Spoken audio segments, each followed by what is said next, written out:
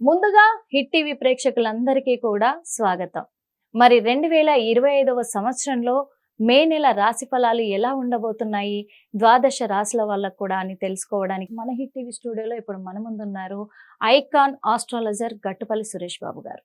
మరి అడిగి తెలుసుకునే ప్రయత్నం చేద్దామా? నమస్తే సార్. జై శ్రీమన్నారాయణ.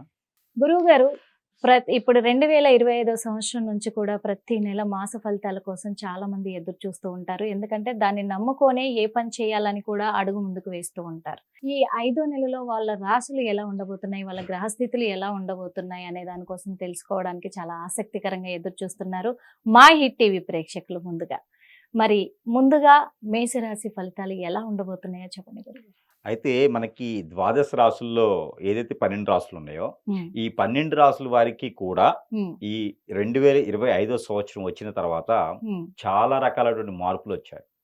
అంటే నైటే కోటీసులు అయ్యేలాగా, నైటే కోల్పోయేటువంటి పరిస్థితులు, అలానే షష్టగ్రహ కూటమిలు, గ్రహణాలు, ఇవన్నీ కూడా చాలా రకాలైనటువంటి పరిస్థితులకి తోడ్పడతా ఉన్నాయి.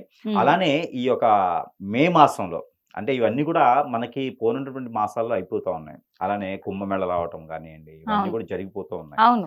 అయితే అదృష్ట శాస్త్రం ఈ ఒక 2025 సంవత్సరంలో అన్ని రాసులు కూడా కొంతమేర బాగుంటుంది అని చెప్పవచ్చు. ఇక అన్ని రాసులకి మిశ్రమ ఫలితాలను కూడా మనం చెప్పుకోవచ్చు. అయితే మనకి ముఖ్యంగా ఏంటంటే మేషరాశి, ఈ ద్వాదశ రాశిలో ఒకటి మేషరాశి. మేషరాశి వారికి ఈ మాసం మొత్తం కూడా అదృష్ట శాస్త్రం కొంతమేర మిశ్రమ ఫలితాలని చెప్పవచ్చు. ఎందుకంటే స్వస్థానంలో రవితో పాటు బుధుడు కలిసి ఉండడం, అలానే 12వ స్థానంలో శని భగవానుతో పాటు రాహుతో పాటు శుక్రుడు కలిసి ఉండటం ద్వారా వీరికి పెళ్లిళ్ళు కానివ్వండి, ఏదైనా శుభకార్యాల్లో పాల్గొనడం కానివ్వండి జరుగుతుంది. కానీ పెళ్లిళ్ళకి అయితే మాత్రం కొంత ఆగతం వీరికి మంచి జరుగుతుందని చెప్పొచ్చు. ఎందుకంటే పెళ్లిళ్ళు చేసుకోవడం వలన వీరికి కలకాలం కలిసి ఉండేటువంటి అదృష్టం లేదు. ఎందుకంటే ఈ మాసంలో పెళ్లి చేసుకుంటే మాత్రం అందుకని చెప్పేసి పెళ్లి ఒకటి తప్పితే వేరే అన్ని విషయాల్లో కూడా బాగానే ఉంటుంది. ఏ రంగంలో రాణించాలనుకున్నా కూడా వారి యొక్క స్థితిగతుల ప్రకారంగా సమీప దూరంలో ఉన్న గురువు గారి దగ్గరికి వెళ్తే వారి యొక్క పరిస్థితులను గోచారం చూసి దాని ప్రకారంగా పరిహారం చేసుకుంటే వారికి సకూలంగా సరిపోయేదానికి ఆస్కారం ఉంటుంది. గ్రహాలు అయితే మాత్రం వీరికి కొంతమేర అనుకూలంగా లేవు అని చెప్పొచ్చు. కొత్తగా ఏదైనా వ్యాపారం మొదలు పెట్టాలన్నా, పెళ్లి చేసుకోవాలన్నా కొంతమేర ఆగాలి. పాత వ్యాపారాలు అలా ఉంటే కొనసాగించుకోవచ్చు. జాబులో వెసులుబాటు అంటే పై స్థాయిలో ఉన్న వారు ఎవరైనా గొడవ పడ్డా, పై స్థాయిలో ఎవరైనా అన్నా కూడా జాబు వదులుకోవటం లాంటివి చేయకూడదు. ఎందుకంటే ఇబ్బంది పడేటువంటి అవకాశాలు ఉన్నాయి. కాబట్టి మేషరాశి వారికి ఈ మాసం మొత్తం కూడా కాదు, అది 15వ తారీఖు వరకు అయితే ఇది చూపిస్తుంది. మనకి ఇంకొకటి మేషరాశి వారికి అదృష్టం ఏంటంటే ఈ యొక్క మాసం ఏదైతే మనకి మే మాసం 2020 సంవత్సరంలో 15వ తారీఖు తర్వాత మనకి 15వ తారీఖు నుంచి పుష్కరాలు ఆరంభమవుతా ఉన్నాయి. ఈ పుష్కరాలలో పుణ్యస్నానాలు ఆచరించడం ద్వారా కూడా వారికి మంచి శుభ ఫలితాలు పొందేలాగైతే కనిపిస్తున్నారు. ఎవరైతే పూర్వీకుల శాపం, పూర్వీకుల దోషం, కాలసర్ప దోషం, నాగదోషం, కుజుదోషం, అలానే రాహుకేతు దోషం, ఇలాంటి వారు ఉన్నవారు, గ్రహరీత్యా దోషాలు ఉన్నవారు ఎవరైనా ఉంటే కనుక ఈ యొక్క మేషరాశి వారు స్వతహాగా కూడా ఏమి ఇబ్బంది లేకపోయినా వారు ఈ పుణ్యస్నానాలు ఆచరించడం ద్వారా కూడా వారికి గ్రహాల రీత్యా అనుకూలత ఏర్పడేటువంటి అవకాశాలు అయితే మెండుగా లేవు అని చెప్పలేము. ఎందుకంటే 15వ తారీఖు నుంచి మనకి నెల చివరాఖరి వరకు కూడా ఈ యొక్క పుణ్యస్నానాలు ఆచరించవచ్చు. ప్రతి ఒక్కరూ సరస్వతి నది వరకు వెళ్ళేటువంటి అవకాశం ఉండకపోవచ్చు. సరస్వతి నది పుష్కరాలు మనకు ఆరంభమవుతా ఉన్నాయి మే 15వ తారీఖున.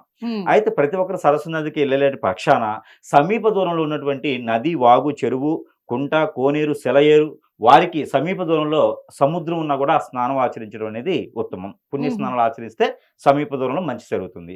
అలానే వీరికి మరొక రెమెడీ కూడా ఏంటంటే అన్ని గ్రహాల వీరికి సానుకూలంగా ఉండడానికి, ఆ గ్రహాల యొక్క వెసులుబాటు వీరికి దొరకడానికి, జాబ్లో కావచ్చు, విదేశానికి కావచ్చు, అన్ని రకాలుగా వీరికి బాగుండేందుకు వీరు చేయవలసిన పని ఏంటంటే ప్రతిరోజు కూడా వీరికి అవకాశం ఉంటే లేదా వారంలో ఒక రోజున బుధవారం లేదా గురువారం అయినా సరే వీరికి ఆవుకి గోధుమ రొట్టెలు తినిపించడం ద్వారా, 2 రొట్టెలు మినిమం ఆవుకి తినిపించడం ద్వారా వీరికి మంచి జరిగేటువంటి అవకాశాలు అయితే మెండుగా ఉన్నాయి. మరొకటి ఏంటంటే గ్రహాల నుంచి తీసినటువంటి నెంబర్ ఏదైతే ఉందో ఆ నెంబర్ వీరికి ప్రతిరోజు పారాయణ రూపంగా చేసుకున్న పని అయితే కనుక వీరికి అదృష్ట శాస్త్రం బాగుంటుందని చెప్పొచ్చు.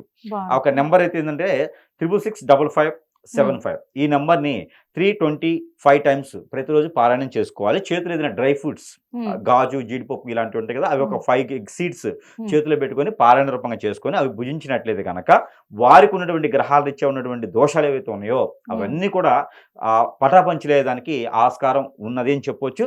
ఆ గ్రహాల యొక్క సానుకూలత లేనటువంటి గ్రహాలు కూడా శుభదృష్టిగా ఉండేందుకు ఆస్కారం అయితే ఉంటుంది.